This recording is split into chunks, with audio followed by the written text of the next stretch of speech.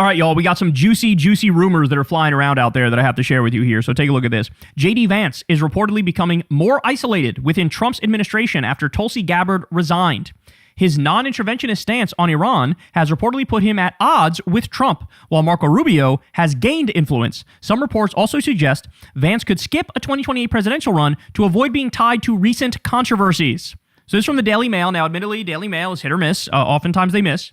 But there's been a lot of chatter that J.D. Vance has the wherewithal to realize that whichever candidate runs as a Republican in 2028 is cooked.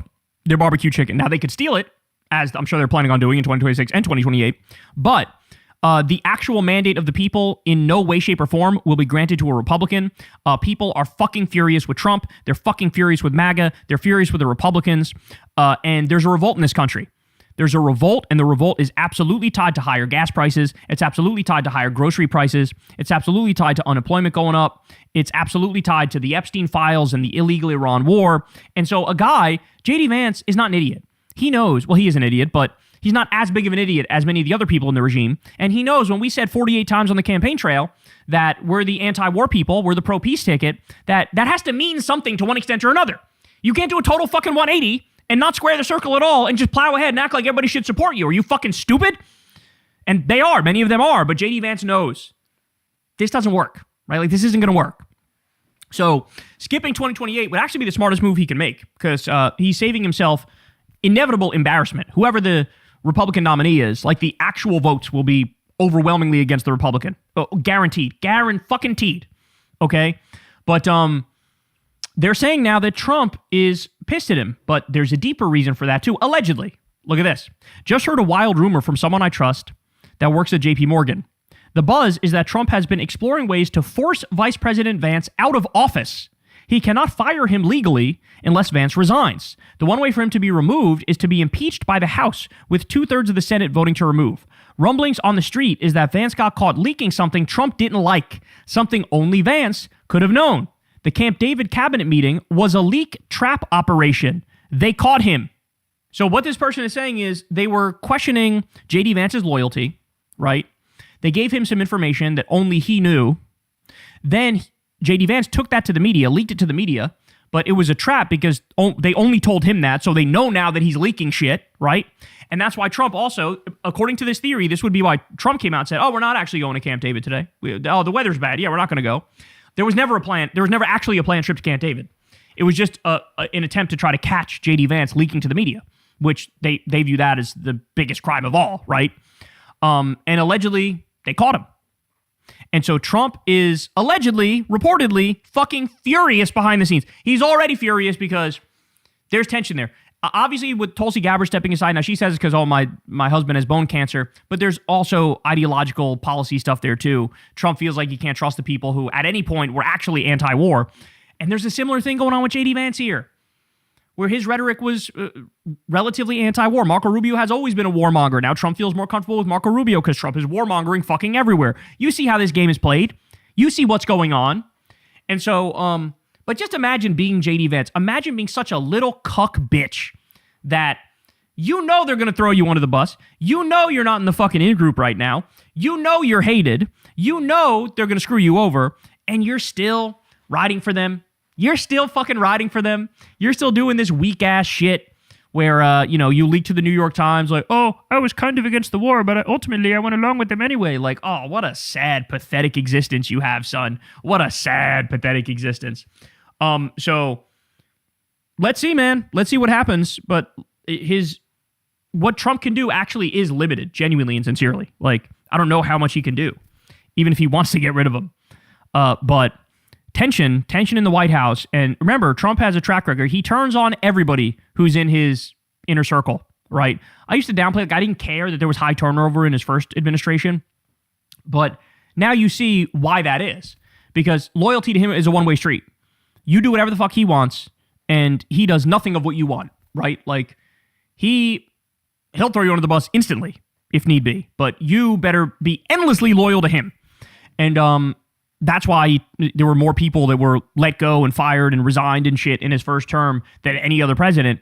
And now you're seeing the same things unfold here, right? There's been a bunch of turnover already. He wants there to be more turnover. I wonder if they will actually make any move here to try to rein in JD Vance or distance themselves from him or get him out of there one way or another. But reportedly, we got trouble in paradise here. Hey y'all, do me a favor and like and subscribe. It helps out big time in the algorithm. Click the bell as well for notifications when videos drop, and watch that video on screen right now. You know you want to. All right, so it's been kind of interesting watching the rats fleeing the sinking ship. And make no mistake about it, that's what all these MAGA idiots who are now running away, that's what it is. I mean, it is no longer tenable, especially if you're like an online personality. It's no longer tenable to even play footsie with MAGA anymore because Trump is washed. He's like literally rotting physically and mentally in front of us. The economy is in the shitter. It's about to get even worse. He's waging a new war every other week. The corruption is just right in front of our fucking faces, the likes of which we've never seen before. And so if you're an online commentator, like, okay, you're like Dave Rubin or Benny Johnson, well, they're irrelevant for a reason. They're irrelevant because they're still coddling Trump's nutsack at a time when everybody sees that this is a failed experiment and this asshole's at a 32% approval rating and like nobody likes him. Life's getting better for nobody except the Epstein class. I mean, go ahead. You want to go down with the sinking ship? Be my guest. Go right ahead. Well, one of the people who's one of the rats fleeing the ship is, of course, Megyn Kelly. She sort of hitched her wagon to more like Tucker and Candace and Fuentes. She's with them more than she's with the Mark Levins and the Ben Shapiros. She went on the Hodge Twins podcast. Now, the Hodge Twins also, I guess, I didn't realize this until this clip here, but the Hodge Twins they were big-time MAGA people, and they fled the sinking ship as well. And listen to this. So Megyn Kelly, I feel like every time I see her, same with Alex Jones, every time I see her, she starts saying more and more true things, right? And isn't it interesting when the right-wingers wake up, in order to make sense, they have to start sounding more and more like us, right? What does that tell you? That we're the ultimate arbiter of truth and what we say is eternal and correct. And when they start sounding more and more righteous, they have to come more and more towards us. I think that speaks for itself. Anyway, listen to what she says here. Here we go. I have to be honest. I didn't expect the corruption to be quite as, widespread as it's been, and like the self-dealing and the lining of his and his family's pockets. I didn't expect the corruption to be quite as widespread. Oh, interesting. So in other words, you expected some degree of corruption, but just not them making it this obvious and this blatant. That's quite an admission, isn't it? Because you were riding hard for them when self-admittedly, you expected some corruption, which you'd be cool with, of course. And the lining of his and his family's pockets, like that's been a little shocking. Right. Talking and billions I just of didn't dollars. expect Trump to be so disrespectful of his base. Right. Well, you know what, Megan? I got to push back a little bit because you know Trump didn't take a salary while he's president. So I don't know what you're talking about. Right. I mean, you look at like across the board of the Trump family. I've never seen a family get so rich off of a presidency. Right. And it happened at the same time as we now have a Supreme Court ruling that basically says any official act he takes while in the White House is protected. I love how they say that, he doesn't take a salary, and as if like, hey, look, this is a dumb argument, but this is what they say. Yeah, you idiots were making that argument like 17 minutes ago. What are you talking about? You know the number of times I've seen that he doesn't take a salary, he's fighting for America. And it's like, you asshole, he's made billions since being in the White House. He made at least $160 million, I believe, in the first term from foreign governments.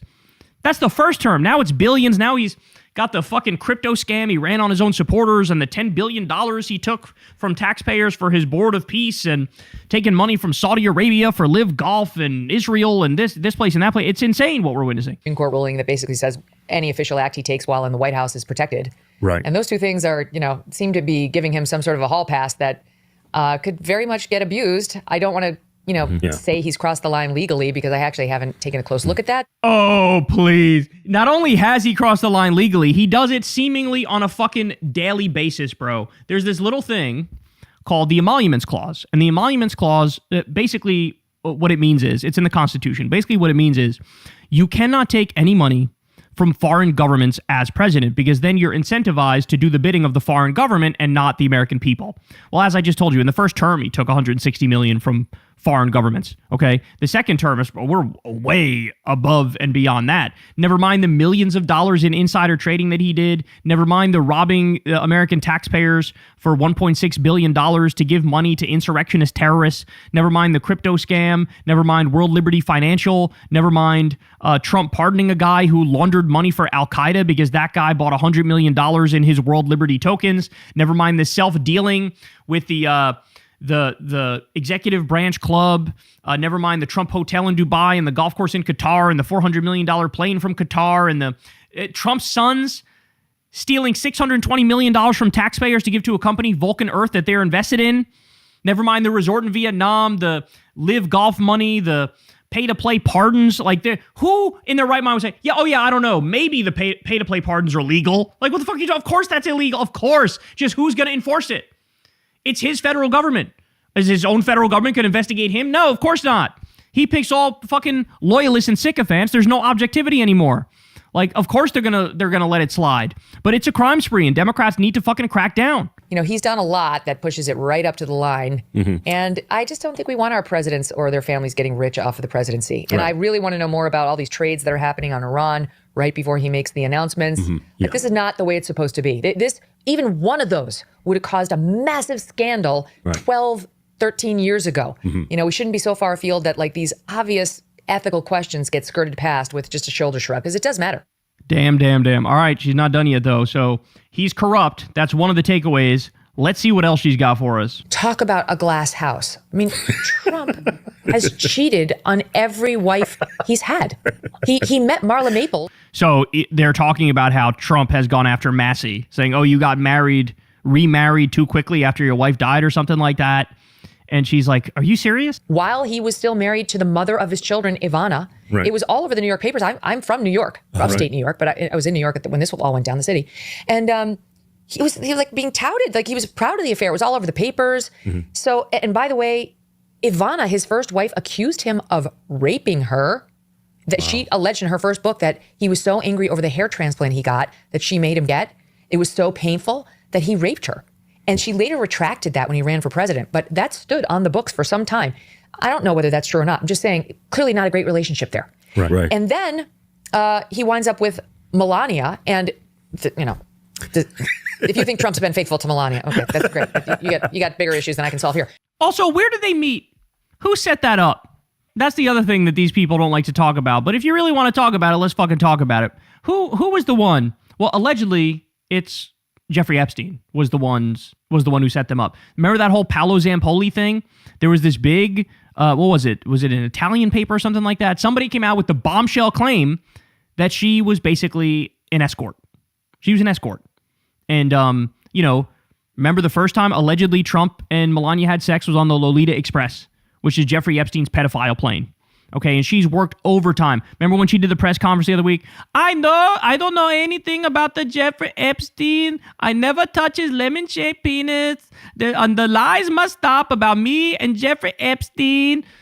Why do you think she was doing that? By the way, nobody was thinking about her. In the middle of the fucking war, she does that. Well, then everybody goes, what the fuck? Like, what's going on here? Well, it's a little bit of thou doth protest too much, right? That's the other thing is they don't want to let out the truth of who these people really are. So the nerve. Like the nerve to act, for him to be judging somebody else's marriage or love relationships or choices, it just shows you like he's got chutzpah, I guess is the word for it, like beyond. And it was really inappropriate. And it was wrong. It was what he said was wrong on many levels. He's a lying con man. That's the better way of saying it. That's the more accurate way of saying it. He's a lying con man. Okay, let's be serious. But beyond that, here's why we can't take these people seriously, bro. Because here's Megyn Kelly over the years talking about this exact same issue. But I am fascinated by the protection of women and understanding what we're getting in the Oval Office. Another woman who has alleged groping, unwanted groping, by Donald Trump is with us back now with 3 of the 16-plus women who have accused President Trump of sexual misconduct. Trump is on record as saying he did this. And you are all familiar by this point with the Access Hollywood tape. I don't think Donald Trump is a rapist or a sexual assaulter. I do think he's taken inappropriate liberties with women and gotten handsy with them in a way he's owned himself. And it is what it is. That's the past. I don't give a shit about Trump getting handsy with somebody 20 years ago. Ivana, his first wife, accused him of raping her. That she alleged in her first book that he was so angry over the hair transplant he got that she made him get. It was so painful that he raped her. Bro, Come on, bro. That's why you can't take these people seriously, right? You can't take them seriously. However, take it for what it's worth, man. As long as they're beating up on Trump, as long as they're beating up on MAGA, I'm here to fucking echo that shit and do a little divide and conquer skis, okay? That's what we're here for. So go ahead, do your thing, but I don't trust you as far as I can fucking throw you. But yes, the fact of the matter is he's as corrupt can be. And yeah, not only is he a rapist, but let's also remember he's a pedophile. Okay, he absolutely, positively, 100% without a doubt is a pedophile. And I love people act like we don't already know a bunch of the shit that is in the Epstein files as it pertains to Trump. Okay, guys, we already know a bunch of it, and nobody talks about it. Like, I don't know who else other than us has brought up repeatedly that Trump and Epstein were best friends for a decade. Who else has brought up that Trump was on Epstein's plane at least 8 times that we know of, and he went to the island? In fact, he brought his daughter, Tiffany, to the island with him. Who else has brought up that Epstein knew the inner workings of Trump's first White House, where he knew who was friends with who was enemies with who? Who else brought up that Trump offered Epstein a job in his first administration to get him to shut the fuck up with all the dirt that he had on him? Who else brings up that they shared a girlfriend? Okay, that he allegedly also passed off a 20-year-old girl to Trump in 1993. Who else brings up on a regular basis that Trump wrote that creepy love letter to him on his birthday and that Epstein learned how to traffic girls from Trump's teenage modeling agency? Who else brings up the Mar-a-Lago party where only Trump and Epstein were there with a bunch of underage girls? Who else brings up, other than fucking Michael Wolff and us, the fact that he's seen the pictures of Trump with underage girls and a stain on his pants and then bending over and pointing at him and laughing? Or that giant check at Mar-a-Lago where, you know, Epstein's selling a depreciated girl.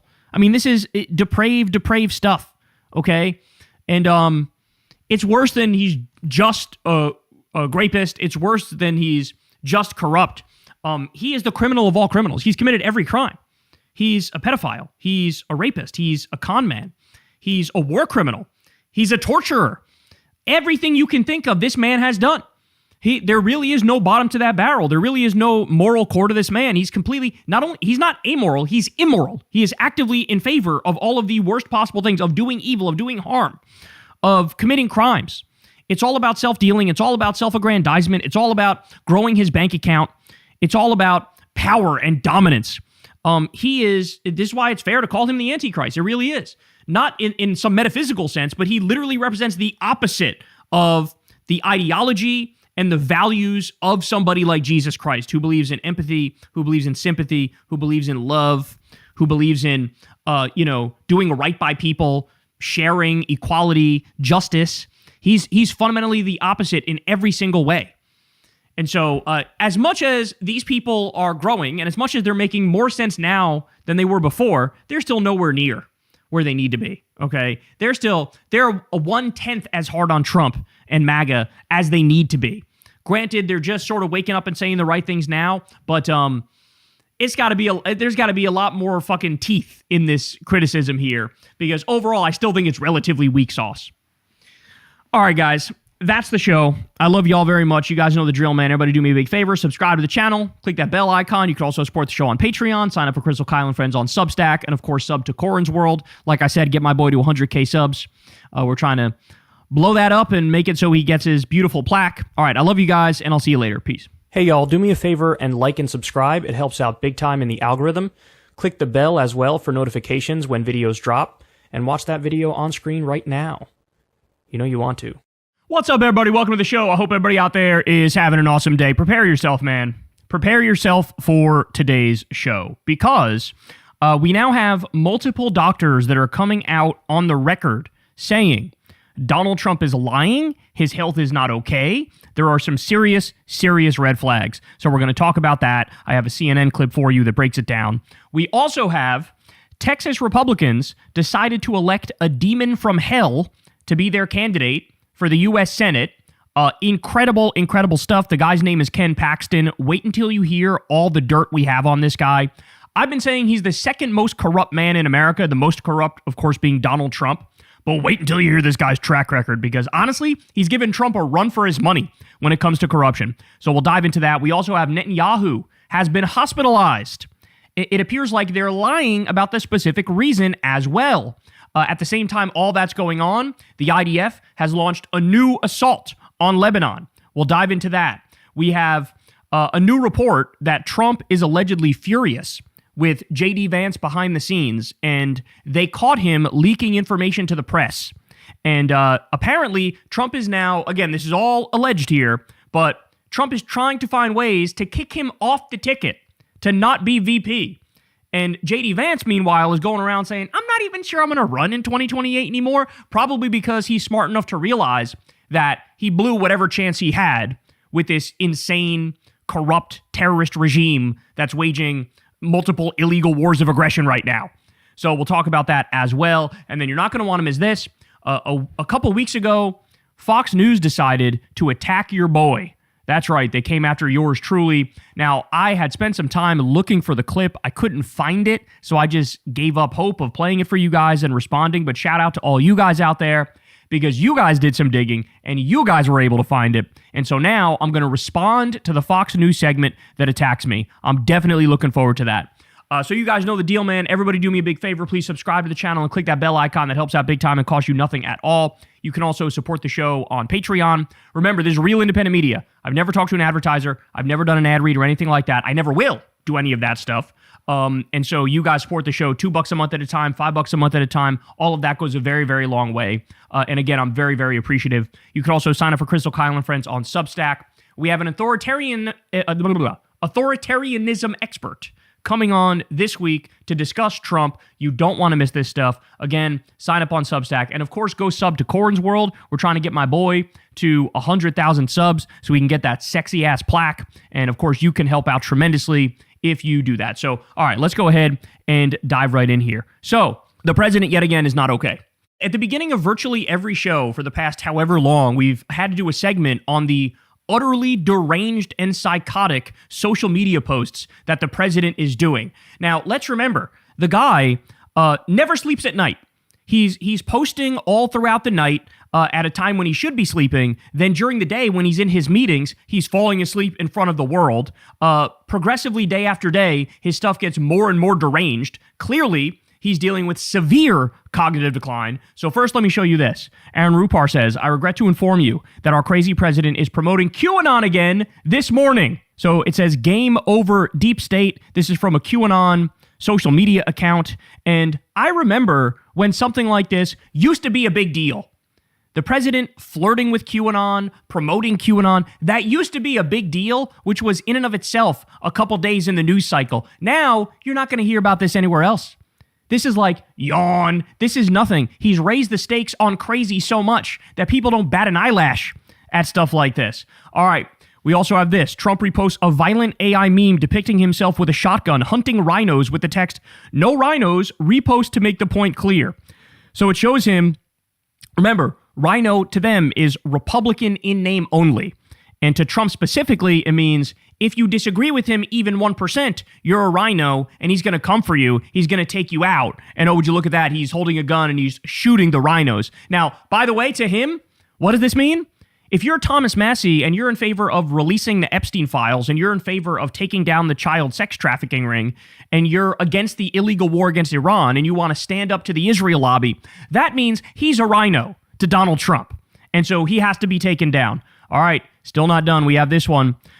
Trump is posting this as his presidency is collapsing. It's ironically Joe Biden falling asleep at the Oval Office desk, which is hilarious given the fact that Trump literally cannot stop falling asleep on camera. He's done it at least 5 or 6 times within the past month or so.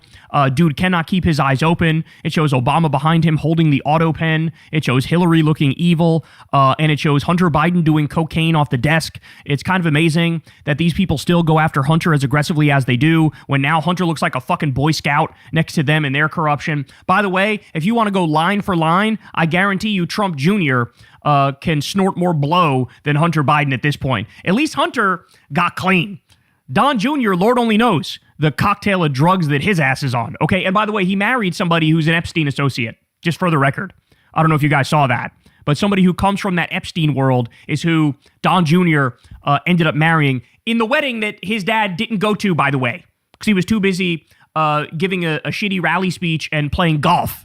Okay, still not done, no. Let's go to this one. Trump posed this. CNN, Iran's Navy is strong. Meanwhile, in the bottom of the ocean, and of course, it's all of the Iranian ships that have been sunk because of, the United States attacking them. This is Trump bragging yet again about we have a big, tough, strong military. That's what we have. I told you guys that at the beginning of every morning, what his generals do and his idiot cabinet does is they splice together a compilation for him of all of the things in Iran that are blowing up. And they show it to him like he's a toddler. And he goes, oh, target went boom, boom. Target went boom, boom. That means we're winning, right? That means we're winning. So in other words, either he's the biggest idiot in the world or he's just lying. And he understands that since we don't control the Strait of Hormuz now, and the IRGC is still in control, that means Iran is winning. Either he's a dipshit and he believes things blowing up means we're winning, or he's just lying, okay? But either way, this is fucking psychotic behavior. How about this one? Trump says, aced cognitive tests. 0 for Barack Obama, 0 for Joe Biden, 3 for Donald Trump. Again, this is so mental to me because Donald Trump is taking the dementia test. You never really have to take that test unless and until you're already showing symptoms. You're already showing signs of severe cognitive decline. So he's bragging about a test that by his own admission, it would show like a camel and a giraffe and say, which one's the giraffe? And since then, though, he's come out to start lying about the test. He makes it seem like they're asking high-level math questions, which is totally not true. I mean, that test is available for anybody to see, and if you go through it, it's very clear. It's very basic stuff to determine whether or not they're sundowning or have Alzheimer's or have, dementia. And so he keeps bragging about taking the dementia test when they've given it to him like 3 or 4 times, which is a giant red flag that people around him know he's clearly not functioning right anymore. So, I mean, it is the biggest self-own of all time. It's so embarrassing. He was bragging, doing a rally speech bragging about, and then they asked me a really tough math question, and I was able to get it. And people are, his fucking lemmings in the audience are clapping, like, oh, my president was able to get the question. Oh, my word. Never in a million years would I have thought we would have fallen this fast, right? It feels like the rapid decline of the empire is on steroids at the moment. Okay, more. Patriot Take says, voters, please do something about these high prices. Trump, he's posting shit like this. The only president who knows how to fix the White House, and it's him looking at a giant beam. This video went kind of viral the other day because Trump gets out of his Suburban or his Tahoe or whatever the fuck it is, and he goes over and starts looking at this beam and pointing to it and getting everybody around him to look at it, and people are going, is he just like wandering like a lost old man? Does he even know where the fuck he is or what the fuck is going on? It's very possible that, he's a total fucking mess and is wandering around like a lost child. It's also possible that since he's so obsessed with design shit, he's so obsessed with like HGTV type shit and throwing his name on buildings and currency and whatnot, that he's like, oh, this will be good for the ballroom. Look at this style. Let's use this on the ballroom. So he's thinking about shit like that. At the same time, he says, I don't care about Americans' financial situation. I don't think about it at all. And he's saying stuff like, we can't afford daycare. We can't afford childcare because we're doing war. We got to pay for the war. This is what he's focused on. As I told you a million times, the Trump Kennedy Center, slapping his name on that shit. The Epstein Memorial Ballroom, which he literally cannot stop thinking about. The Arc de Trump, the reflecting pool, which he's absolutely destroying and turning it into an Atlantic City Ramada Inn pool. Just absolutely disturbing stuff. Throwing his name on currency, trying to get his face on Mount fucking Rushmore. I mean, this thing's a joke. They renamed Florida airport after him in Palm Beach. Disgusting stuff. This is what he cares about. This is what he's thinking about. Never mind the UFC fight on the lawn. More on that in a little bit, by the way. Keith Edwards says here, there's no bad weather tomorrow. Trump saw the doctor and they told him to stay close to Walter Reed for monitoring. So initially we heard, they're going to do this big meeting at Camp David, right? Then Trump comes out and says, based on possible bad weather conditions tomorrow, we will be having our cabinet meeting in the White House and we'll be postponing the cabinet trip to Camp David. Thank you for your attention to this matter, President Donald J. Trump. So clearly lying. The weather's not that bad. I live in the region. Definitely not that bad. So why would he tell such a brazen and obvious lie? Something that's so, you could check it immediately. And this is the theory people are running with, is that the doctors were like, hey, you got to stay close because we might need to rush you to Walter Reed. Okay. Now on that point, we go to CNN. CNN puts together this segment here where doctors, experts here break down exactly what they see in Trump's health. Because Trump, let's remember, he went to the doctor 3 times within the past year. Okay, there was one time he said, I got a routine MRI. Well, anybody who knows anything about medicine will tell you there's no such thing as a routine MRI. That's not a thing. And they go, what body part did they do, sir? He goes, definitely not the brain, which of course leads me to believe it is certainly the brain. Now, by the way, there's this drug for early Alzheimer's called Leqembi, which you get injected every 2 or 3 weeks. Trump disappears every 2 to 3 weeks. He's got the bruise on his hand. And one of the side effects of that is brain bleeds. And so the theory is he was getting the MRI to make sure the Leqembi wasn't leading to brain bleeds, and he's taking the Leqembi because he has Alzheimer's, okay? But let's listen to Sanjay Gupta and another medical professional here, and they'll break it down for us. Donald Trump is the oldest person ever elected president in the U.S. He's about to turn 80. What do we know about his health?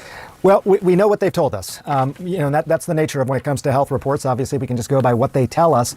As you mentioned, Pamela, he's had 3 visits over the last 13 months. One was a scheduled visit. We knew about it. That was in April of last year. And here are some of the things that we learned at that visit. By the way, let me just point out real quick. I weigh 200 pounds and I'm 6 feet tall. They say Trump is 224 pounds and they say he's like 6'2". Let me explain something to you. In no world is he 224. In no fucking world. This motherfucker, without a doubt, is pushing 280, bro. Without a doubt. Obviously, his age, his weight, slightly elevated blood pressure, has some sun damage, which we can talk about, to his skin, and then that cognitive assessment exam, that Montreal cognitive assessment exam, which he's talked about having taken a few times now and always scored perfectly. He's on various medications, most of them for cardiac sort of stuff, statins and cholesterol-lowering medications, and then that aspirin as well, which he takes at a much higher dose than would be recommended, if it's recommended at all, 4 times higher dose. Family history-wise, his father had Alzheimer's disease, passed away of that at age 93. I think had symptoms 7 or 8 years before he passed away. But that's kind of what we know. And then again, a visit in July to assess, at that time we were told what was going on with his legs. And then again, a visit in October, which we weren't told about, and then got a report 2 months later about what those exams were. So it's a cloudy picture, but that's kind of what we know.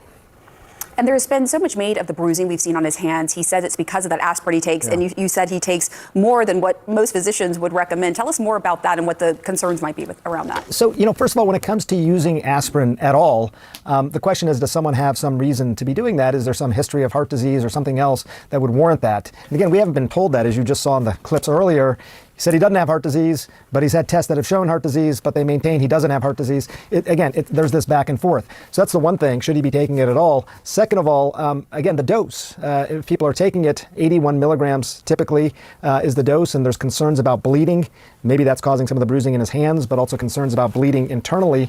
He's taking a dose that's 4 times higher, 325 milligrams, which is an adult dose of aspirin. He says he wants really, blood that just doesn't clot, but there can be concerns with that in terms of bleeding, and I think that's the back and forth there. The president, Sanjay, was diagnosed with what's called chronic venous insufficiency back in July. Here you can see the president's badly swollen ankles. Look at this. Yeah. See the pictures there. How concerning is that diagnosis? Well, if it is what they say, chronic venous insufficiency, that in and of itself is not that concerning. Relatively common, 1 in 20 people, I think, on average. More common as you get older. Think of it like this. The blood is pumping blood through the body. If it's pumping well and the veins are returning the blood well back to the heart, you shouldn't have swelling. But sometimes those veins become insufficient. So the blood tends to pool in the lower legs and in the feet. You may see that after long plane rides, for example, in people. But the question is does this have something to do with his heart? And I think that's what sort of prompted that exam back in October, and maybe some assessment again today. White House has said, no, this is just veins that are insufficient in his lower limbs. All right, Dr. Sanjay Gupta, thank you very, very much. The president turns 80 years old next month, and questions about Trump's physical and mental fitness have followed him since before he entered office. You will remember that letter from his then personal physician back just in 2015 that famously stated this: if elected, Mr. Trump can state unequivocally will be the healthiest individual ever elected to the presidency. Everybody in his orbit is insanely corrupt. Everybody in his orbit is a joke of a person. They've all sold their soul to be there. Okay, so when you see stuff like this, you go, how is this real life?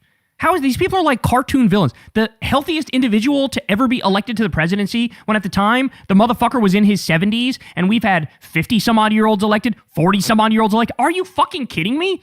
What a sick joke. Now, by the way, The aspirin dosage he was taking, this is another thing that's really interesting.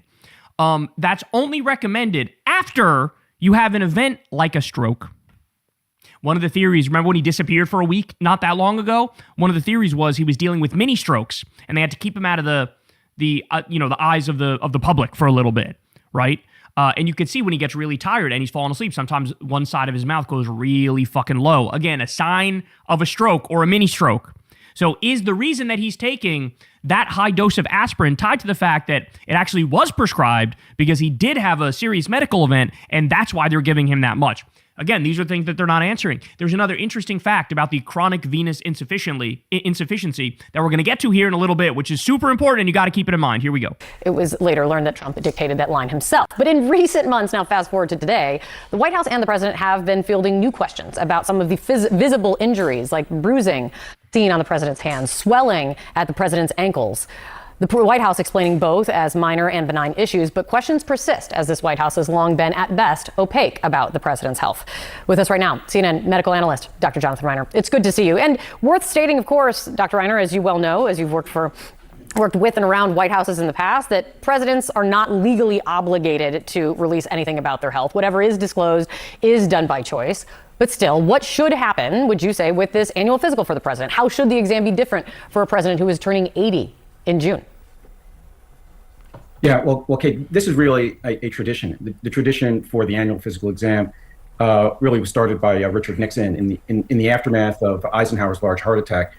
But the president and his team are not legally required to release information to Congress or the public, and I think that really should change. There are so many roles in our society that require annual assessments of physical capacity.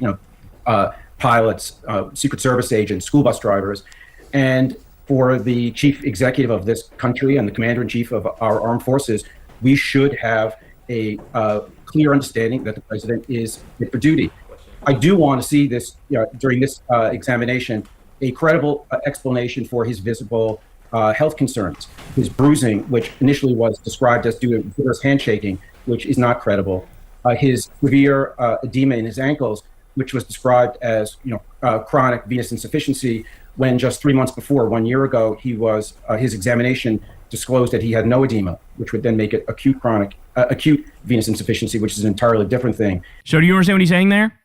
Do you understand what he's saying there? This is super important. What he's saying is there was no indication prior to when we saw his giant cankles that he had chronic venous insufficiency, right? If you actually have the more benign version, the chronic venous insufficiency, it's a long-term thing, and there would be signs of it, and it would be in your medical records. If it's acute venous insufficiency, that indicates it's something like congestive heart failure that's happening, right? So the indication is, because there was nothing on the record before we saw his fat-ass ankles, this actually is congestive heart failure. So they're lying, and they try to make it seem like the more benign thing, when the evidence indicates it's the opposite. It's a sign of some deeper problem that his heart is not pumping the blood through his body efficiently. Amazing. By the way, they need to stress that point more. You shouldn't have to listen to me stress it, right? Like, we have a president, and I told you this before, but we have a president who's clearly sundowning. He clearly has Alzheimer's, dealing with dementia, but also is dealing with physical problems like potentially mini strokes and congestive heart failure. In every way, shape, and form, he's physically rotting away and he's mentally rotting away. And everybody's pretending like this is normal. This is not remotely normal because this guy's taking us to multiple illegal wars of aggression. This guy's making decisions that are going to collapse the global economy. This is leading to material damages for billions of people all across the world. And we're all just sitting and watching it unfold. This is not acceptable. He's got to be removed. And finally, the president has severe daytime somnolence. He falls asleep very often. He's fallen asleep in the Oval Office on multiple occasions with people talking to him in the cabinet room. And there was concern yesterday that he might have fallen asleep at Arlington National Cemetery during Memorial Day observances. And chronic insomnia is a severe illness. It can result in an increase in risk of dementia, decrease in cognitive effects in older people. It's equivalent to about increasing your age by about 3.5 years. It increases your cardiac risk of having a heart attack or developing congestive heart failure. The symptoms fit, baby. You hear this. He's explaining it perfectly. He's saying that chronic insomnia where he's up all night, but then he falls asleep during the day, during meetings and shit. This is something that could lead to congestive heart failure. It can lead to dementia, showing signs of all of that. It can produce a decline in your sort of mental functions like It can increase depression, anxiety. So it's a real problem, and the president appears to struggle to stay awake during the day. Incredible, bro. This is incredible. It's wild to me that, again, more people aren't talking about this. It's absolutely astonishing to me. I'd like to hear what the White House has done to evaluate why the president has this increased daytime somnolence and what they're doing to improve that. By the way, Trump has bragged for years and years and years that he never sleeps. He's one of those guys that's like, 3 hours a night, 4 hours a night, or whatever. Bro, I'm 38 years old. If I sleep 3 or 4 hours a night, I am dead ski. It's a wrap. I am useless the next day. My brain doesn't work. My body doesn't work. I'm pissed off all the time, right? He's damn near 80 years old. He's about to be 80 years old, and he's fat. And he's got one of the hardest schedules as president of anybody. And he's not sleeping on top of that? Oh, my word. Oh, what have we done? Then look at this. Ready? So Trump's rapid response team, they were furious after CNN ran these segments, which were correctly talking about Trump's health, and they started crashing out. So look at this. They post, wow, Kate Baldwin just fell asleep again as fake news CNN was baselessly speculating about President Trump's health. Really makes you wonder what these clowns are hiding about their own health. And they literally just took a screenshot of her blinking, right? Dana Bash, CNN, falls asleep ahead of her 55th birthday next month. What is going on? Again, just her looking down. Dr. Jeremy Faust sundowning, and it shows him blinking as well. Brianna Killar says nap went perfectly after falling asleep live on air. Rumor is she also failed her cognitive exam, unlike President Trump, who was perfect. Eye shut. Who the fuck runs these accounts, bro? And as many people are pointing out, thou dost protest too much, don't you think? Because, like, whoever runs this account understands. The president is 80 years old, fat as fuck, never sleeps, hands are bruised, rash on his neck, fat ankles. Like, there's obvious signs there of serious issues. You're just going to swat it all away and, like, fucking try to be cheeky about it. Like, what a sick, sick joke this is. All right, more on cognitive health. Look at this. Aaron Rupar says, Trump posted the exact same crazy thing on Truth Social 8 days apart. The cognitive isn't cognitiving. Okay. Look at this. If Iran surrenders, admits their navy is gone and resting at the bottom of the sea, and the Air Force is no longer with us, and if their entire military walks out of Tehran, blah, blah, blah, blah, blah, he goes on, right? Exact same post here. 8 days apart. What the fuck is going on? Very, very bizarre. Okay. In the midst of all of that, right? The guy's health is failing. He's falling apart in front of us. The country sees it. The country knows it. Look at this. Trump's Board of Peace has received $0 in its World Bank Fund 4 months after the launch. So remember, Trump created this Board of Peace thing, which is supposed to be above the United Nations, which is supposed to, like, bring peace to the world and whatnot. And he had these authoritarian nations join. He invited non-authoritarian nations, but they didn't want to join because they know it's a scam. And they raised a bunch of money for it, right? None of that money is in the fund for the Board of Peace. In other words, it was rerouted to their fucking bank accounts, because of course it was. In the same way that they stole the Venezuelan oil, and the money from that went in a private bank account that only Trump controls in Qatar. I told you it was a grift. I told you it was a scam. He's now shaking down other countries for billions of dollars and just pocketing that shit. That's what's happening. So Dropsite says, the financial fund set up by the World Bank for Trump's Board of Peace has received no money from donors 4 months after its establishment, the Financial Times reported, citing 4 people familiar with the matter. Instead, donations have been routed through a JP Morgan account with no independent transparency requirements. Oh, you don't say. Morocco's $20 million has funded the office of Nikolay Mladenov, the board's high representative for post-war Gaza, and salaries for Palestinian technocratic committee. The UAE provided $100 million to train a Gaza police force, but the program has yet to start and the funds are frozen. Member states had pledged $7 billion for the board's Gaza relief package, and Trump promised a further $10 billion in U.S. funding. Quote, not one U.S. dollar has been deployed for the rebuilding of Gaza. 2 people familiar with the post-war planning told the Financial Times. No reconstruction contracts have been awarded. So they make this big show of, the Board of Peace, the first thing we're going to do is we're going to make sure Gaza's rebuilt, and it's going to be amazing. It's going to be tremendous. It's going to be incredible. All that money they raised, nobody knows where it is, except we do know exactly where it is. It's in their fucking bank accounts. Okay? This is what he's doing as he's falling apart right in front of us, as he's sundowning right in front of us, as he's physically rotting and mentally rotting right in front of us. He's on a world historic crime spree now. Also, as all this is going on, ready? This is what Donald Trump has done to the people's house. It's just a busted-ass trash palace now. Look at this.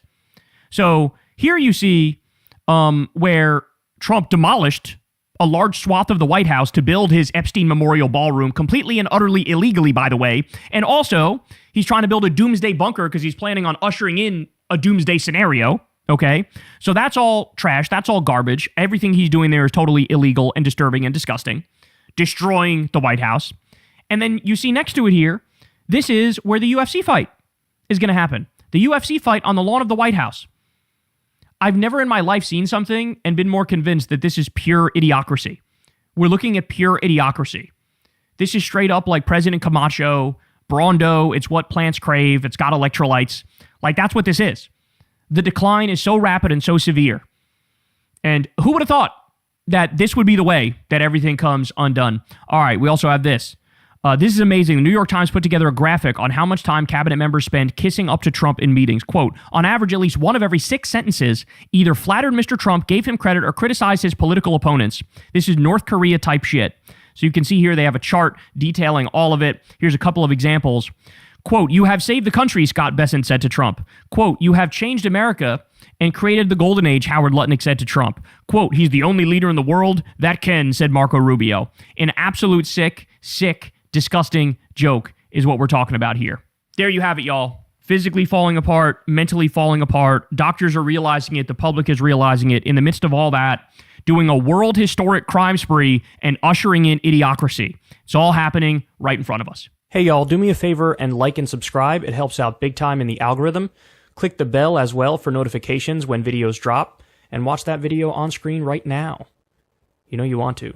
So I had been looking for this video for a while and I couldn't find it. But, my mom called me and said that my uncle was watching Fox News. I know. And was like, oh, I saw Kyle on Jesse Waters' show. And I had other people reach out. Somebody reached out on Kyle and Corin a couple weeks ago. And I swear I looked up, down, left, right. I looked everywhere. I even reached out to Aaron Rupar and asked him, and he took a look and he couldn't find it. Well, maybe I think the reason I couldn't find this clip where Fox News comes after me, I think it's because it actually wasn't Jesse Waters' show. It was The Five, and but it's out there. It's out there. So shout out to, I wish I had the name in front of me. I don't. I apologize for that. But shout out to whichever one of you said to me on Kyle and Corin this week. You super chatted and said, oh, I posted it on the Kyle Klinsky Reddit, and, use that and go ahead and, take a look and do a segment on it. So here we go, baby. Fox News apparently came after yours truly. And let's take a look here and we'll break it down and I will react. Here we go. The lab results are in, and TDS is the leading cause of political breakups in America. New research showing Americans are dumping loved ones over politics at an alarming rate. More than a third say they've lost a friend, family member, or even a partner over politics, with 66% of Democrats saying they're the ones doing the dumping, compared to just 27% of Republicans. Now, let me just pause to point out, if it was some right-winger who said to them, like, yeah, I dumped my bitch girlfriend because she's a communist and she likes Hassan Piker and she, she wants to take everybody's money and redistribute it equally and she wants to give lazy people support as they don't even work for a living. Like, they would all go, oh yeah, absolutely, right on, brother, go ahead and do that. But God forbid, a liberal or a leftist go, I'm really done with your MAGA bullshit, so I'm moving on. They go, how dare you? It's bigotry, it should be illegal. There's a big hint of that in here. All right, let's continue. And it's no wonder when you hear the vitriol liberals are marinating in all day. The Republicans lie about loving America and being patriotic. They lie that they're good with the economy. They lie that they support the troops and they're about national security. They don't. There's a solid 32% of the public that's out there that are mental, bro. They are deranged. They are demented. They have lost their minds. And they actively want pain and hurt and devastation. And they want evil. That's not all. True. By the way, why would you pick this clip? I was being overly kind, bro. Some people would say, Kyle, good ass point, but it's actually 50%, right? Like, I said 32. That's kind as fuck. If anything, I'm like too open-minded here. I'm still too nice to you guys. After all this time, I'm still too reasonable. I'm still too nice. I still have too much hope in humanity. Because basically what I'm saying is like, there's about half the Republicans which maybe can get out of the spell and become more human and less insane, which again at this late date is maybe it's a little higher than that. That's unsalvageable. Time TDS offer Mark Hamill posting on Blue Sky this disgusting image of President Trump in a grave. The White House calling the washed up Star Wars actor a quote sick individual. He has since deleted the post and says this quote, actually, I was wishing him the opposite of dead, but apologize if you found the image inappropriate. And the left's new rising star is doing his best to add to the division. The Nazi-tatted guy who wants to be the next senator from Maine, Graham Plattner, calling Republicans fascists. That's literally just factual. And as I keep pointing out, if Plattner was actually a Nazi, you guys would be glazing him. You guys would be supporting him. You guys would be on the front lines arguing for him. That's how you know. That's how you know he's not a Nazi, okay? Also, I love how you're calling him a Nazi, but then you play a clip of him railing against fascists. But Nazis are fascists, so clearly he's anti-fascist, he's anti-Nazi. They're just so fucking try-hard. This is embarrassing. Multiple paths in front of us. One of them is very clear. That is the path of fascism. It is the path of bigotry and hatred, of racism and xenophobia. That is not an option. This kind of reminds me, Greg, yesterday, what you were talking about with Jessica. Why do you care if I like Donald Trump? I mean, well, first, like Hamill's image would be meaningless if you didn't have such a connection between rhetoric and action on the left-wing side. If they didn't act on this stuff, it would be just another inflammatory thing. We all do that. But unfortunately, they lead the league in violent political acts. That is just factually, objectively untrue.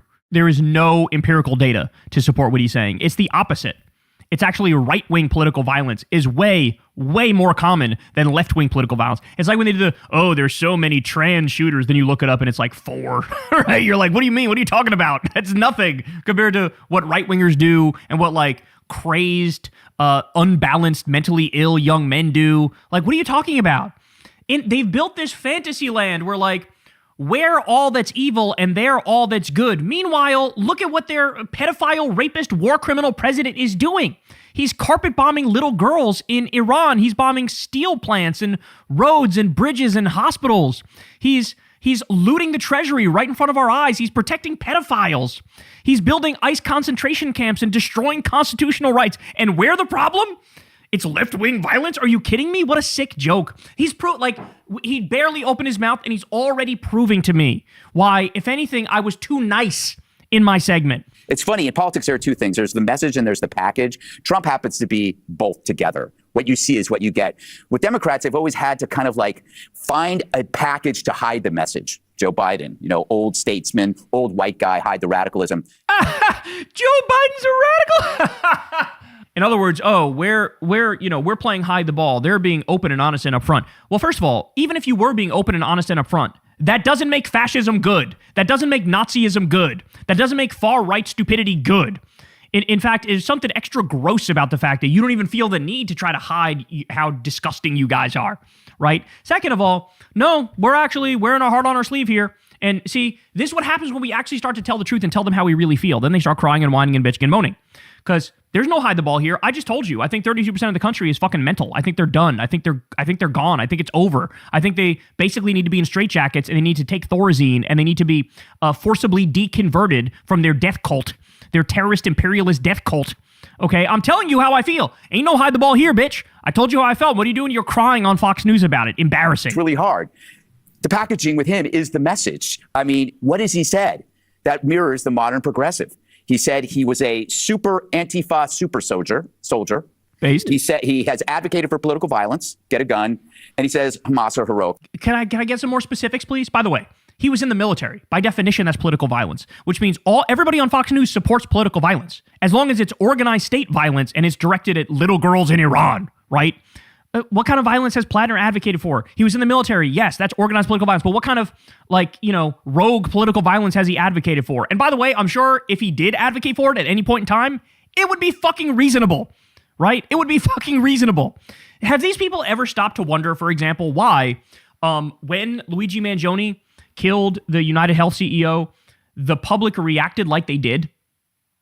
Are they deeply incurious about that? Did they just not care as to why there was this outcry of joy at somebody getting murdered? You would think that would make people stop and go, maybe we need to do some systemic reevaluation and change the way things work because this is untenable. You're going to celebrate when somebody gets killed like that? Strange. Why would you do that? Well, it's because that guy is a mass murderer. That's why.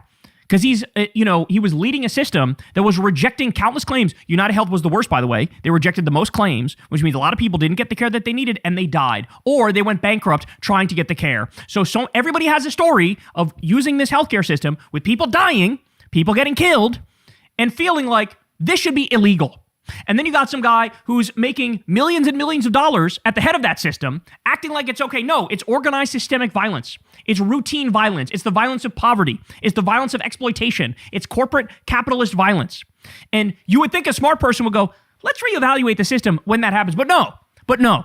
Instead, let's shove our head in the sand and say, oh, you guys support political violence and that's unacceptable. Fuck you. You support political violence. You support the violence that gets people killed all day, every day with the private criminal health insurance system. Fuck you. Jesus Christ. Fighters. It is the reason why they don't care about the Nazi thing is because they like the other stuff. Yeah. So that's totally forgotten. The difference between Dems and Republicans come down to one thing. They apply moral value to political preference. And that would make sense if your political party praised Hitler or protected murderers and sex fiends. That's literally what the Republicans are doing. Oh my God. How many stories have we had of young Republican group chats where they are praising Hitler? Elon Musk, Zig Heiling, fucking goose-stepping, Stephen Miller, a Jewish Nazi. Yes, you guys not only praise Hitler, but you are also protecting pedophiles. So you're right. Like, the things you're saying are real. It just applies to you and not to Democrats. And yes, Democrats believe in universal health care and free college and a living wage and ending the wars and a Green New Deal and taxing the rich and ending the corruption and all these good things. And that is morality, right? Like, that's what morality is. You guys are immoral. That's what you are. It's not the Republicans, but they've always compared Republicans to some kind of existential threat. They've you done are. it with climate change. They've done it with compassion. They do it with Trump. That allows them to label us as amoral. But we know, and Harold would agree, Republicans are not evil. We have a different path to the pursuit of happiness and serenity in people's lives. Safety. No, it is immoral to actively support the illegal carpet bombing and triple tapping of a little girl's school in Iran. That's immoral. That's evil. Doesn't matter how many different ways you try to spin it. It is immoral and it is evil to support the bombing of fishing boats off the coast of Venezuela. Trump's killed 180 people. Green lighting bombing of random fishing boats, dinghy fishing boats. Okay? That's immoral. That's evil. It's immoral and it's evil when you increase drone strikes 400% and kill massive numbers of civilians. It's immoral and it's evil when you do an illegal war of aggression against a country that didn't attack us, multiple countries that didn't attack us. It's immoral and it's evil when you fully embargo the country of Cuba and try to starve them to death to try to force regime change. That's immoral. That's evil. It's immoral and it's evil to pardon a guy who laundered money for Al-Qaeda because that guy got involved in a corrupt business deal with you where he bought your world liberty tokens. That's immoral. That's evil. Okay? I can go on here, but I don't need to. You get the point. This man is immoral. This man is evil. It's not amoral. You guys are immoral. It's not, we just have a different view. No. You're immoral. You're evil. That's what you are.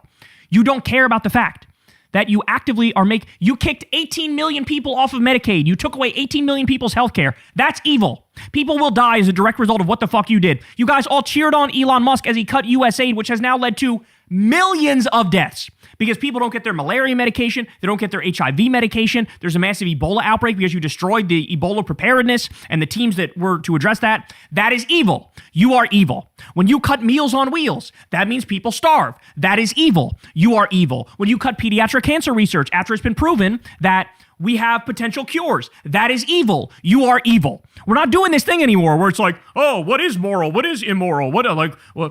We just have a different idea. No, you're fucking evil. You're fucking immoral. Own the consequences of your fucking actions. Own it. Don't fucking run away from it. Don't pretend like it's okay. I just have a different conception of what makes sense. No, in no world is it okay to triple tap a little girl's school. In no world is that okay. Then Marco Rubio had the nerve to come out the other day and say, it's illegal what they're doing in shutting down the Strait of Hormuz. Oh, now you want to talk about legality? Now you want to talk about legality. After you waged an illegal war against a country that didn't attack us, it wasn't a threat to us, and you bombed schools and hospitals. Now you care about what's legal? Shut the fuck up. We don't trust you. We don't like you. We think you're stupid. We think you're dumb. We think you are the classic example of the banality of evil. You think nothing of it. Like, oh yeah, I just support Trump and what? What's so bad about that? Meanwhile, that's no different than being like, yeah, I support Hitler. What's the problem? What's the issue there? Is the banality of evil. Yes, Otherwise, regular people can get themselves to get up in the morning, put on their clothes, and go be a guard at a motherfucking concentration camp. Okay? You're actively supporting ICE concentration camps. You are just as evil as the fucking Nazis are. 100%. No doubt about it. You just don't see it that way because you are blinded by American supremacism. Oh, we can't be that bad. Why? Because we're us. I'm me. Do you not understand that? I'm me. So I'm okay because I'm me and I mean well. And so I don't think of myself as bad. Therefore, I can be as bad and evil as I want. And it doesn't count because I think I'm good and because I mean well. And so I'm allowed to do all these things and it's different. But that's the thing, it's not. Every fucking evil empire throughout history has always told themselves, we're special, we're different, we're spreading the right values. The fuck you are. The fuck you are. It's a fucking joke. I don't care that you hate Trump. Why should you care that I like him? Because he's basically new Hitler. That's why. It's like liking Netanyahu. He's new Hitler. Like, these are new Hitler. These are people who they only want death. They only want destruction. They only want to self-enrich. They only want the worst for their enemies. These are not serious people. These are evil people. There's a black void at the center of this man. This is not like, hey, I like vanilla ice cream. You like chocolate ice cream. Who cares? This is not like that. This is way, way deeper than that. This is about human values. Don't pretend like this is not a big deal. It's a huge deal. Would be because he's evil. He's like a Nazi. Correct. Well, this is where the whole thing falls apart. Does it? What does that mean to me if I'm your Republican friend who voted for Trump? That you would believe I would support a Nazi? We've been friends for years. I've been through this. He has no idea about the banality of evil. That book, Ordinary Men, read the book Ordinary Men, and it gets into this. Otherwise normal people who end up supporting the biggest atrocities, the worst things imaginable. Yes, it turns out somebody can smile in your face and shake your hand and share a pasta dinner with you and talk about the score of the game, but fundamentally, they're party loyalists and they're okay with all sorts of atrocities. And that's what you guys are. Look, maybe you would have had an argument if it was just 2016 Trump. People voted for Trump in 2016. Maybe they thought, hey, I think he's going to keep my jobs here. I think Hillary's going to outsource the jobs. I think he's going to raise my wages. I think Hillary's not going to. I think maybe he's saying more anti-war things than Hillary. I don't want wars. In 2016, maybe you had an argument. By 2020 and 2024, shut the fuck up. You know exactly what this man is about. Exactly. You don't get to do, oh gosh golly, who could have known he would do all these evil things? Shut the fuck up. Everybody knows it. Everybody knows it. Everybody sees it. You have to realize that's illogical because how were we friends for 10 or 20 years and now you found out I was a fascist? How did that happen? Right. You knew I was a right-winger in the 80s, in the 90s, and now all of a sudden you're like, oh, I can't be seen with him. So the key moment of in the self-realization of a liberal should be, if your dad loves Trump and you love your dad, shouldn't you maybe question whether your dad doesn't love a Hitler figure and therefore maybe Trump is not a Hitler figure? And that flaw in your thinking should put into question the reliability on your filter on your life, that this thing is not working. It's not translating. If I love my dad and my dad voted for Trump, but I think Trump is Hitler, there's something wrong with my logic. Your dad is not a Nazi lover. This is why they break off relationships, because when they run into those people that they like and they love, it calls into question that filter. Here's the thing. The issue is, at no point in the past decade plus did you stop and go, wait, hold on, I can't support this. This is crazy. At no point. There was not a single point that you stopped and went, this one goes too far for me. And think about the number of things we've seen. Just take the beginning of Trump's second term. They cut pediatric cancer research. They cut NOAA and the National Weather Service, so our weather forecasting is worse, and some people have died because of that when there were flash floods, okay? Meals on Wheels was cut. The CFPB was cut. That's the anti-corporate cops, where if you're going to get, defrauded by big financial institutions, they're the ones that are going to come in and save the fucking day. That was destroyed by Elon and by Trump. They cut the nuclear safety officials. They cut FEMA, the Department of Education. They fired 83,000 veterans. They cut 50% of the Social Security offices. They fired 250,000 public workers. At no point, they got rid of all the food safety inspectors, the air traffic controllers, the scientific research was cut, the medical research was cut. Like, at no point did you look at any of this and go, I'm against that. At no point. There was nothing Trump has ever done that made you go, you know what? A little bit too far. You know what? Randomly deciding on a Tuesday to go murder Qasem Soleimani, who was no threat to us whatsoever and was fighting ISIS on the ground. I think that was kind of unnecessary. I don't think we probably should have done that. I think at no point All the fucking coups, all the wars, all the tax cuts for the rich, all the raising taxes on regular people, all the kicking people off healthcare, all the hundreds of thousands of jobs being outsourced at no fucking point. Nothing he said, nothing he did. Nope. And that's why you guys are disgusting, is that clearly it's a cult. You work backwards from your conclusion. I like this guy, and therefore I will justify and rationalize no matter what. That's why it's unacceptable. Okay? We all have people around us who've been around us or in the family or friends who ended up being Trump supporters. I'm like, yeah, we manage it and we deal with it. But the fact of the matter is, at this point, we are fucking judging you. And if anything, we were too lenient for too long. We should have been judging you harder for a longer amount of time. Okay? And you don't like it. You don't like it that the chickens are coming home to roost. You don't like it that history is catching up to where we are. And that's the thing, right? Is that history is the harshest judge, bro. It's the harshest fucking judge. And so in the same way, you had people part of the Nazi party back in the day. You look at those pictures now from back then, you go, oh, how did people fall for that? You will be looked at the exact motherfucking same. And if you can't handle that, that's a you problem. That's not a me problem. It's not an us problem. That's a you problem. We're just acknowledging it in real time. We're just bringing it up to your face now. If anything, you should listen to us because we're trying to fucking help you. Get the fuck out of the cult and actually grow a conscience and actually stand for morality. Asking a lot of them to use logic because they're not obviously using it. They're using emotion, and Trump, for some reason, makes them so emotional. They're breaking up marriages, Jillian. Honestly, breaking up marriages over politics is the most relatable thing of all time. How can you be with somebody if you don't share the same core values? That makes no sense to me. How can you be with somebody if your idea of right and wrong is polar fucking opposite? How can you be with somebody who's bigoted, right? I mean, what do you talk about? What do you talk about? We're just going to fucking talk about the weather all day? Is that what you're going to do?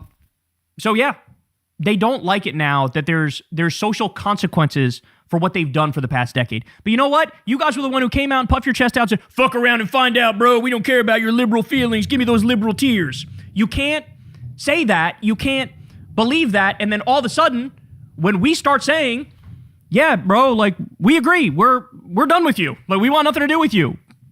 Here's our liberal tears. Like, we're just going to go ahead and walk away and do something else now because you're disgusting. You can't then go, well, I demand that you come back here and befriend me. Go fuck yourself. So they're going to cry, they're going to whine, they're going to bitch, they're going to moan. But deep down, it's because they know we're right. It's because they know we're right. It's because this isn't just a disagreement anymore. This isn't just a disagreement. Like, you can't, we just have a disagreement on who counts as human, right? Like, no, fuck that. Hey, y'all, do me a favor and like and subscribe. It helps out big time in the algorithm. Click the bell as well for notifications when videos drop, and watch that video on screen right now. You know you want to. For my whole life, we've heard from establishment / corporate / centrist Democrats that, look, at the end of the day, you have to vote blue no matter who. Even if you don't like the candidate, even if, they disagree with you on 1 or 2 issues, even if they're like big issues, honestly, even if they disagree with you on like 8 or 9 issues, you really have no choice. You kind of got to suck it up and vote for the Democrat no matter what, because the Republicans are so bad that you really have no choice here. And look, that's a line of reasoning that I was very, very skeptical of, namely because it just felt like there are way too many Democrats who don't actually fight for democratic policies or what are supposed to be democratic policies. In other words, if you're not for universal health care and a living wage and free college and ending the wars and taxing the rich and getting money out of politics and ending the corruption, it just feels to me like you're not really a Democrat. So, like, don't blame me for not wanting to support you because you're the one that fucked up. You understand what I'm saying? So, like, in the past, everybody knows this, I've gone back and forth between voting for Democrats and voting for third parties or sitting out an election. But I must say that watching this MAGA crime spree truly has sort of opened my eyes to the wisdom of vote blue no matter who.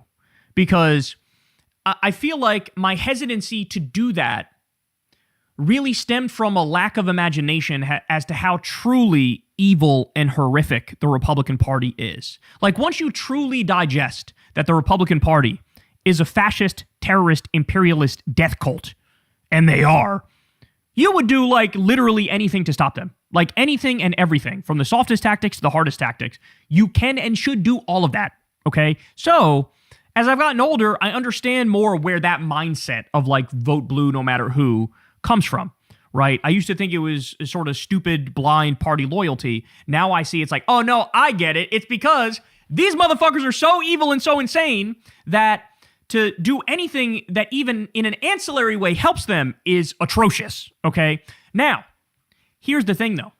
All of those people who said vote blue no matter who and screamed that from the rooftops for my whole life, the second that left-wing Democrats started actually winning primaries, they immediately abandoned that shit. Immediately. How many prominent elected Democrats in position of power and authority saw Zoran win in New York City, the primary, and then say nothing? Sit it out, right? Not vote blue no matter who. Back the Democrat no matter what. No, because it turns out a lot of these centrist, establishment, corporate Democrats, they're ideological in the same way that you and me are ideological, but their ideology is not as good, right? Like their ideology is, let's do minor tweaks around the edges to the system, try to like improve people's lives a little bit, but really our primary goal is to represent our donors, is to represent Wall Street and the military-industrial complex and the Israel lobby and all these groups. So they never meant it. They never fucking meant it. When they said vote blue no matter who, if they actually believed in vote blue no matter who, motherfucking Chuck Schumer and Hakeem Jeffries and all these people who sat it out, they would have been on the front lines cheering for Zoran, telling people to vote for Zoran. Cory Booker famously said, "Oh, I don't get involved in these other races and other places, man. Why would I do that? I'm focusing on my own thing here." Then, cut to, there was a different race going on, and he endorsed the corporate Democrat over Chris Rabb, who was the good lefty Democrat, right? So that's probably the frustrating thing, is that, I perhaps naively thought they meant it when they said vote blue no matter who, but the second actual lefties started winning, all of a sudden they just became immediate hypocrites and were like, no, and now I don't want to vote blue no matter who. Now I'm going to fucking sit it out or vote for some third party candidate. Or in some cases, these people are deplorable enough to even like silently support the Republican. And on that point, there's this corporate Democrat by the name of Jake Auchincloss, or as I should call them by their actual label, Diet MAGA Democrats. That's what they are. These like Zionist, Israel lobby taking, asshole Democrats here. These Diet MAGA Democrats. This is really what they are. This is where their ideology stems from. It is Diet MAGA shit. Well, he goes out there on CNN and listen to what he has the nerve to say here when asked about Graham Plattner. Here we go. Find that tattoo and his commentary about it to be personally disqualifying. I hope Maine voters agree with me. I think there would be a mistake for the Democratic Party to think that Graham Plattner's brand of the Democratic Party is what wins us durable majorities throughout this country. So do you understand what he just said there? That was an effective endorsement of Susan Collins. That's what that was. He effectively endorsed Susan Collins. He said he finds Plattner and his tattoo and his explanation to be personally disqualifying, and that he hopes people agree with him. That's what he's saying. Let me tell you a little bit about this guy. Jake Auchincloss, voter for the Moskowitz bill prohibiting the State Department from citing Gaza Health Ministry death figures, released a statement characterizing a modern-day pogrom, an episode during which Dutch locals attacked visiting Jewish supremacist soccer fans after the latter spent the weekend burning and vandalizing Palestinian flags while storming the streets of Amsterdam chanting, "There are no schools in Gaza, for there are no children left." Publicly rebuked Amnesty International's 296-page misleading and false report, compiling the evidence that led the organization to conclude in mid-2024 that Israel was guilty of genocide. So this guy's a genocide denier, in other words. On September 26, 2025, he demanded Marco Rubio take swift action to end Hamas's war on Israel and said Hamas was singularly responsible for atrocities in the Middle East right now. In other words, blame Hamas for all of the endless war crimes Israel is committing against Palestinians. Is, in other words, another in a long line of liberal-coded Holocaust deniers cynically exploiting the memory of one genocide to prolong another that has already lasted nearly 3 years, even at the risk of prolonging the violence and plunder of Trump's clique of kleptomaxers. Did I mention he's in abundance, bro? Move to Israel, Jake. So people are calling this guy an Israel-first Democrat, and I think that's fair.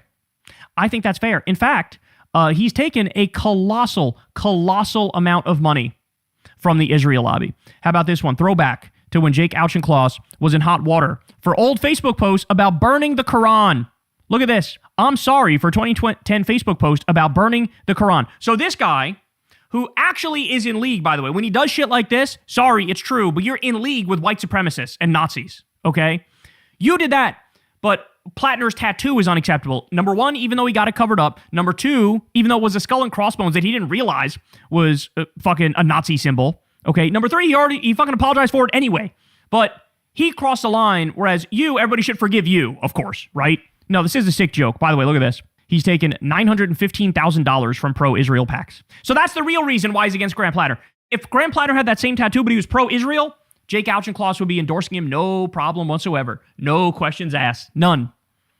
But since he has that tattoo, or he did in the past, doesn't anymore, and he's critical of Israel because of their genocide, well, now it's unacceptable. Now I'm going to do an effective endorsement of Susan Collins. Are you fucking kidding me? Now, by the way, yesterday, I don't know if you guys saw this, I posted a tweet on this, and I put his DC office phone number, and I said, call him and tell him what you fucking think of this. Because I said he should resign. I'm sorry. If you are looking at this Trump crime spree, this MAGA crime spree, protecting pedophiles, protecting the entire Epstein class, cutting taxes for billionaires, looting the treasury, the most corrupt shit we've ever seen ever in our lives by far, and it's not even close. The self-dealing, the endless wars, the ICE concentration camps. Like, I cannot keep up with the destruction of everything in this country. Science, medical research, the regulatory state, the administrative state, everything's being obliterated. If you look at that and you're effectively endorsing against the Democrat, I'm sorry, you're the enemy. You're the enemy. This is why we call you Diet MAGA, because you are that. You're the enemy. You're not actually a Democrat, right? So I posted his phone number. There was a furious backlash even before I did that. Like, everybody was talking about this, but I posted his phone number. I'm sure a bunch of people called and were like, are you fucking kidding me? Like, how disgusting are you? What a sick joke. So what happens? He comes out and tries to backpedal. Susan Collins is a rubber stamp for the worst administration in history, claims that I would endorse her, implicitly or otherwise, ignore my track record supporting Democrats to take back both chambers. By the way, I should point out, he's the head of a group called Majority Democrats. And here he's just denying objective reality. He said, claims that he would endorse her implicitly or otherwise are wrong. You literally did implicitly endorse her. Like, we just saw you do that. Plattner's tattoo is disqualifying is what you said. Well, it's only going to be Plattner or Collins. That's who's going to win. It's one or the other. So if you're saying not Plattner, what are you fucking saying? You're saying exactly what we know you're saying. He continues, as I said months ago, I find Plattner's Nazi tattoo and his commentary about it personally disqualifying. If it were me, I'd vote for someone else in the Maine Democratic primary. He's the nominee. It's over. It's done. Regardless of what happens in Maine, Democrats need to take back the Senate, and I'll keep working hard to make it happen. What a sick joke. What a sick joke. So I said resign. People are showing here, look how much money you've taken from the Israel lobby, and this is why you'd be comfortable with Susan Collins and not with Graham Plattner, because he's not taking any money from the Israel lobby. Ron Filipkowski says, you said his tattoo is personally disqualifying, and I hope Maine voters agree with me. 1, there are 2 choices in the race. 2, the race could decide the Senate. 3, your statement will be in lots of GOP ads. It already is, by the way. It already fucking is. 4, nobody in Maine wants anyone in Massachusetts to tell us what we should do. Shout out to Ron Filipkowski, man of Midas Touch. He's fucking awesome. Tommy Veter says, have you called or met with him to discuss it? Talking about, you haven't even talked to Plattner? You're just endorsing against him. Gee, I wonder why that is. Could it be because you take $1 gazillion in Israel lobby money and he's critical of Israel and critical of the genocide and you support the genocide? Is that why? Is that it? Does that have something to do with it? You Diet MAGA fucking prick. Hanania says, seems like you either support Plattner or Collins, and there isn't a third option. In other words, even Hanania hates Plattner. Even a guy who hates Plattner is going, don't fucking lie to us. We know what you're saying. We know that you're clearly subtly endorsing Collins and snubbing Graham Plattner. Rachel Bidikofer, by the way, she's a more centrist Democrat. She's not on the same page I am, but she says, we need to take back the Senate, but don't vote for the Democrat because I want to pretend a tattoo and not positions make him a Nazi while we are facing actual Nazi policies. And ladies and gentlemen, that's the debate ending point. That's the fucking mic drop point right there. We are watching the closest thing to American Nazism we've ever fucking seen in our lives. There are concentration camps. Look at how ICE treats people. There's no more constitutional rights. They don't even abide by the warrant system anymore. Like the illegal wars of aggression, the carpet bombing girls' schools. This is a Nazi-like crime spree we're looking at. Never mind the corruption and the self-dealing. And this fucking asshole is going to say a fucking tattoo, which was covered up, which isn't even what he thought it was, is the problem and is disqualifying? Are you fucking kidding me? Anything MAGA is disqualifying. If you're a MAGA at all in the year of our Lord 2026, that is fucking disqualifying. You should be put in a fucking straitjacket and in a mental institution if you're still with the death cult. Okay? And this guy's a Democrat? Majority Democrat? You're not. You're not a Democrat. I'm sorry. You're not. Resign. Step aside. We can have somebody represent Massachusetts who actually has Massachusetts politics. What the fuck? And then I'll also give you this one here. Here's another so-called moderate Democrat, DeRosa. Listen to what she says. No, absolutely. I mean, the main race really demonstrates the civil war that's happening within the Democratic Party. And there are a lot of Democrats, moderate Democrats like myself, who will not cry tears should we lose Maine. I mean, that would be a pickup to begin with. So that is, as you can see here, former Andrew Cuomo chief of staff, the abusive, philanderer, corrupt goon Andrew Cuomo, who got soundly rejected by voters. We wouldn't lose sleep if we lost Maine. Let me reiterate this. You are not a Democrat. You're not. It is impossible to look at this MAGA crime spree. Impossible. And say, I'm okay with any of them winning. And that's why I'm at the point now, of course, where there's going to be some races where not my preferred candidate is the one. I'm still 100% going to back them. Absolutely. Because again, when you look at this crime spree, they're not a political party anymore. It's a gang. It's like a terrorist gang. It's like a group of the worst people in the world. It's like the old Confederacy got the gang back together and said, let's become more evil and dictate the country. They hold the House, they hold the Senate, they hold the courts. We need to defeat these people. And they don't care. They don't care. They don't care. And by the way, I also love, what drives me so crazy about the Plattner discourse is like, if you're still, the tattoo. I'm sorry, you sound like a fucking idiot to me. Because the guy's out there on the campaign trail talking about 70,000 fucking issues. He's talking about healthcare. He's talking about taxing the rich. He's talking about wages. He's talking about unions. He's talking about foreign policy. He said so much shit on so many different issues. He's incredibly substantive. He's incredibly focused. He's protecting minority communities, saying don't blame trans people, don't blame immigrants, don't blame black people. And you want to keep bringing up the fucking tattoo. Do you have anything policy-wise to say? Anything? Please explain your fucking disagreement with him in policy terms. And what would Auchinclaw say if he was being honest? He's against the genocide. I'm for the genocide. He's not corrupted by the Israel lobby. I am. That's what it actually comes down to. And we're fucking sick of it. I'm sorry. You're not a Democrat. Resign. Go become an independent. Go do something else. Now is not the time for fucking fascist MAGA collaborators like you. When we get real good candidates, finally we get good ass candidates. And by the way, this is what happens when you have the rise of the Democratic Tea Party. Are you actually in favor of democratic values and democratic policies or not? Because now, when people come along and make actual democratic policy promises, if you turn on them, you never really were a Democrat, now were you? And that's the inevitable takeaway. Hey y'all, do me a favor and like and subscribe. It helps out big time in the algorithm. Click the bell as well for notifications when videos drop, and watch that video on screen right now. You know you want to.